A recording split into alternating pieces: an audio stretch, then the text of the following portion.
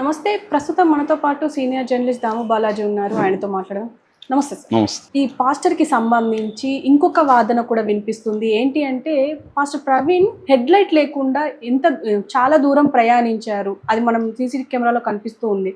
అసలు దీనికి ఒక వాదన ఏంటంటే ఇతనిదే తప్పు అన్నట్టు కూడా వినిపిస్తుంది. దీని గురించి మీరేమంటారు? ముందు నుంచి కూడా దీని మీద బ్రాడ్‌గా 2 వాదనలున్నాయి. ఒకటి ప్రవీణ్‌దే తప్పని. ప్రవీణ్‌ది తప్పు అనడానికి ఒకటి తాగి డ్రైవ్ చేసి అతను యాక్సిడెంట్ చేశాడనేది ఒక వాదన. రెండో వాదన ప్రవీణ్‌దే తప్పనే దానికి కొత్తగా వచ్చిన వాదన అతను హెడ్‌లైట్ లేకుండా చాలా దూరం వెళ్ళాడనేది రెండో వాదన. ఇది ప్రవీణ్‌దే తప్పు అనడానికి సపోర్ట్ చేసే 2 ఫ్యాక్టర్స్. ఇక రెండో వాదన ఏందంటే ప్రవీణ్‌ది తప్పు కాదు, ప్రవీణ్‌ని హత్య చేశారనేది. ఆ హత్య చేశారనే దాంట్లో కూడా మళ్ళీ 2 రకాల వెర్షన్స్ ఉన్నాయి. ఒకటేమో ఇతన్ని విజయవాడలో 4 గంటలు మిస్ అయ్యాడు విజయవాడలో ఈ జర్నీలో. ఎందుకంటే ఇక్కడ 24వ తేదీ 11 గంటలకు మార్నింగ్ బయలుదేరిన వ్యక్తి అదే రోజు నైటు 11:40కి అక్కడ యాక్సిడెంట్ స్పాట్, డెత్ స్పాట్ అక్కడ ఉంది. ఈ 12 గంటల మధ్యలో ఒక 4 గంటలు విజయవాడలో అతను మిస్ అయ్యాడు. 1:29 నిమిషాలకి చౌటుప్పల్ దగ్గర ఇతను వీడియో విజువల్ ఉంది. ఆ తర్వాత విజయవాడలో ఉంది. విజయవాడ నుంచి మళ్ళీ గ్యాప్ వచ్చేసింది. 3-4 గంటలు విజయవాడలో ఏం చేశాడో తెలీదు. అక్కడే పట్టుకొని ఇతన్ని చంపేసి ఉండొచ్చు. చంపేసి వేరే వాళ్ళ ద్వారా వెహికల్ నడిపించి అక్కడ యాక్సిడెంట్ స్పాట్ దగ్గర కొంతమూరు దగ్గర గోదావరి బ్రిడ్జ్ నెంబర్ 4 అంటారు, అది గామన్ బ్రిడ్జ్ అంటారు. ఇది వచ్చి నేషనల్ హైవే 16 అనమాట. ఈ గామన్ బ్రిడ్జ్ దగ్గర చంపేస్తారనేది ఒక విషయం. సో ఇప్పుడేమైందంటే ఇప్పటి వరకు పోలీసులు ఎంక్వైరీలో ఏమేమి విషయాలు వచ్చాయి, పోస్ట్ మార్టం రిపోర్ట్లో ఏముంది, ఇది ఇంకా అసంపూర్ణంగా కన్క్లూజివ్ అంటారు, ఇంకా కన్క్లూజివ్ కాదు. కాబట్టి ఇప్పటివరకు జరిగింది వివరించడానికి Eluru range IG inspector general of police Ashok Kumar and Turpu Godavari SP, జిల్లా ఎస్పీ నరసింహ కిషోర్ వీళ్ళిద్దరు కలిసి ప్రెస్ మీట్ పెట్టారు. ముఖ్యంగా ఆయన అశోక్ కుమార్ దాని క్రానాలజీ ఆఫ్ ఈవెంట్స్ని ఆయన చెప్పారు. ఎక్కడ 11 గంటలకు బయలుదేరిన వ్యక్తి ఏ టైంలో ఎక్కడెక్కడ ఉన్నారు సో అని చెప్పి ఆయన వివరించాడు. ఆయన కొన్ని మిత్స్ని ఆల్రెడీ ఆయన నెగెట్ చేశాడు.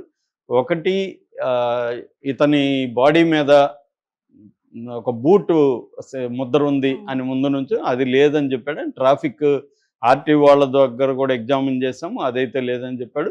ఒకవేళ ఎవరైనా వెహికల్ గుద్దుంటే ఇతని బండికి పెయింటింగ్ అంటుకోవడం కానీ, బండి వెనక నుంచి డ్యామేజ్ అయి ఉండడం కానీ జరుగుండాలి, అది కూడా ఏం లేదని చెప్పారు. అలాగే ఆ టైంలో వెళ్ళిన మొత్తం 5 వెహికల్ని కూడా వీళ్ళు విచారించారని, 5 వెహికల్కి కూడా ఎక్కడ కానీ ఒక దాని ఏమంటారు డింట్ అయి ఉండడం కానీ, వెహికల్ దెబ్బతినడం కానీ ఏమి జరగలేదు, వాళ్ళకి కూడా ఏమీ తెలియదని వాళ్ళు కూడా చెప్తున్నారు అనేది కూడా చెప్పారు. అంటే అక్కడ యాక్సిడెంట్ చేసి ఎవరో చంపారన్న వాదనకి బలంగా అయితే ఇప్పటివరకు కనబడలేదు.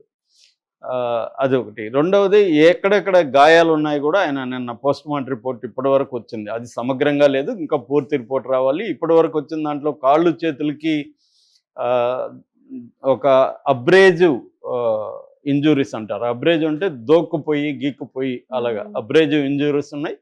ముఖంలో లాసరేటెడ్ ఇంజురీస్ ఉన్నాయి. లాసరేటెడ్ అంటే కోతలాగా, ఒక బ్లంట్ షార్ప్ దీంతో కోసినట్టుగా పెదాలంతా కోసుకుపోయి అలాంటి ఇంజురీస్ ఉన్నాయి. అట్లా కాలిన ఇది ఉన్నాయి. దానికోసం అక్కడ కూడా ప్యాథాలజీ కూడా ఇచ్చాము. అట్లాగే టాక్సికాలజీ రిపోర్ట్ వచ్చింది.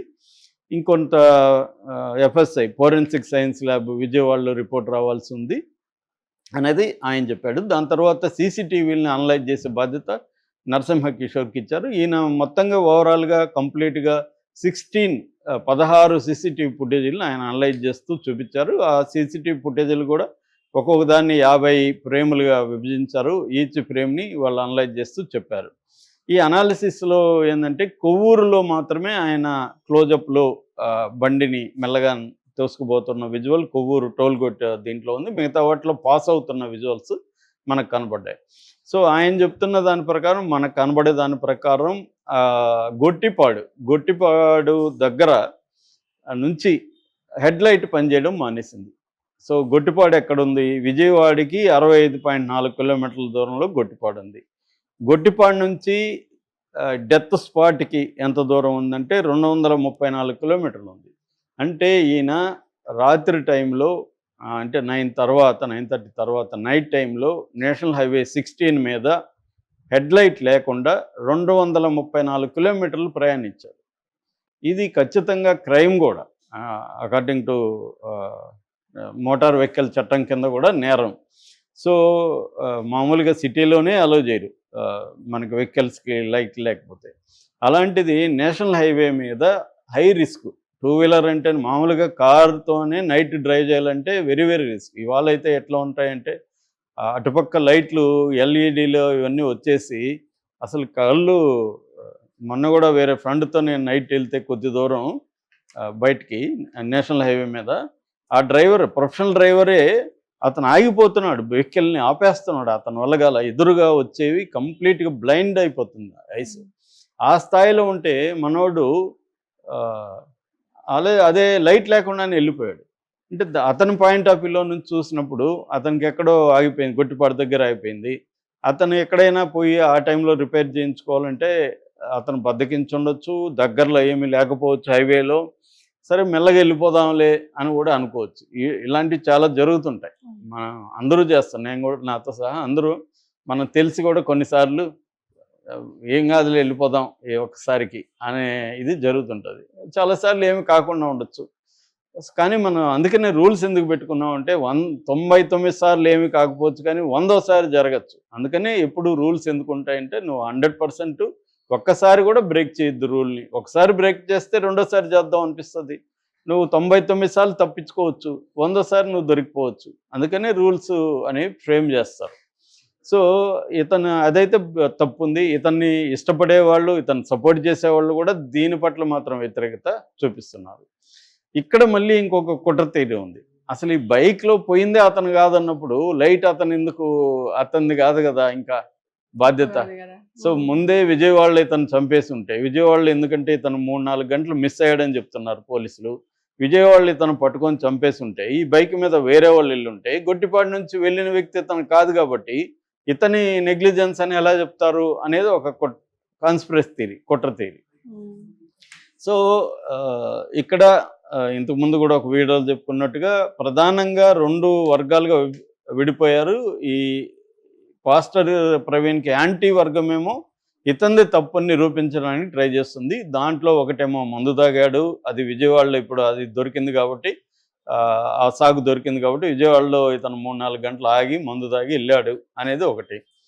రెండవది ఇతను లైట్ లేకుండా వెళ్ళాడంటేనే అర్థం చేసుకోండి అతను ఎంత కేర్లెస్గా వెళ్ళాడో. అసలు ఇతనికి బయలుదేరేటప్పుడు తెలియదా 11 గంటలకి బయలుదేరితే మనం ఎప్పటికీ అక్కడికి చేరుతామని తెలియదా? తెలిసినోడు విజయవాడలో ఎందుకు 3-4 గంటలు వెయిట్ చేశాడు, ఆగాడు. సో నైట్ జర్నీలు చేయకూడదు వెహికల్ అనేది స్పృహ ఉండాలి. సరే అది కూడా ఓకే. మరి హెడ్లైట్ లేకుండా 234 కిలోమీటర్లు ప్రయాణించాడంటేనే ఇతను ఎంత నెగ్లిజెంటో అర్థమవుతుంది కదా అనేది కొంతమంది మాట్లాడుతాం. సో ఇదేంటంటే ఇప్పుడు యాక్సిడెంట్ ఒకటి థియరీ, రెండోది యాక్సిడెంట్ చేయడం అంటే murder by accident, 2 murder and make it అనే లుక్ లైక్ ఏ యాక్సిడెంట్, 3 రకాల థియరీలు దీంట్లో ఉన్నాయి. సో ఈ యాక్సిడెంట్ థియరీలో మళ్ళీ ఇతందే తప్పు అనే థియరీ ఒకటి, యాక్సిడెంట్ థియరీలో వేరే వెహికల్ కొట్టేయడం వల్ల ఇతను పడిపోయాడు అనే థియరీ ఒకటి. ఈ 2 రకాల థియరీలు మళ్ళీ యాక్సిడెంట్లో ఉన్నాయి. యాక్సిడెంట్ బై మర్డర్ అంటే కొట్టేసి కావాలనే ఇతన్ని వీళ్ళకి కావాలని కుద్ది యాక్సిడెంట్ లాగా చేసి వెళ్ళిపోయింది, ఆ రెడ్ కారే కొట్టేసింది అనేది ఇంకొక థియరీ. లేదు ఇతన్ని విజయవాడలో పట్టుకొని చంపేశారు, అక్కడి నుంచి వేరే వాళ్ళు డ్రైవ్ చేశారు, ఆ హెడ్లైట్ పోవడం అదంతా కూడా వేరే వాళ్ళ వ్యవహారం తప్ప ఇతనికి సంబంధం లేదు కాబట్టి ఇతను తప్పేమి లేదు, ఇతను క్లియర్గా చంపేశారు. ఎందుకంటే 1 month బ్యాక్ కూడా అతనికి థ్రెట్ అయితే వచ్చింది, అతనే సోషల్ మీడియాలో పెట్టాడు కూడా, నన్ను చంపేస్తామంటా ఉండారు అనేది ఆయన కూడా పెట్టాడు. థ్రెట్ అయితే ఉంది ఈయనకి అనేది ఇంకొక థియరీ. సో ఇలాగా రకరకాల స్పెక్యులేషన్స్ అయితే ఉన్నాయి. పెద్ద పెద్ద వాళ్ళు కూడా హర్షకుమార్ లాంటి వాళ్ళు, లేకపోతే కేఏ పాల్ లాంటి వాళ్ళు కూడా